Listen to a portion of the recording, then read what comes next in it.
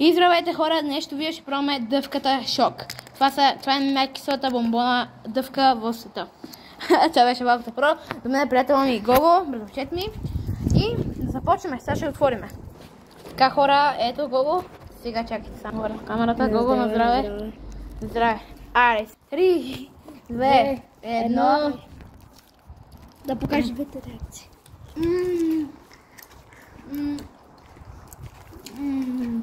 Хора, много е кисело.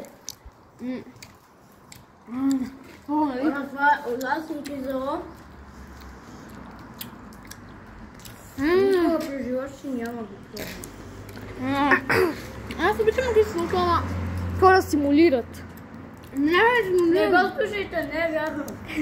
Хора симулират, купувайте си колкото искате и ги яше наведнъж. Нищо няма да ви стане. Не, хора, наистина, кисело е. Доста си е кисла. Доста става е сладка.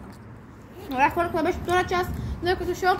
Надявам се да ви е харесало видеото, вие бях с Ници, трябва да черта и от мен. Чао, до другия път.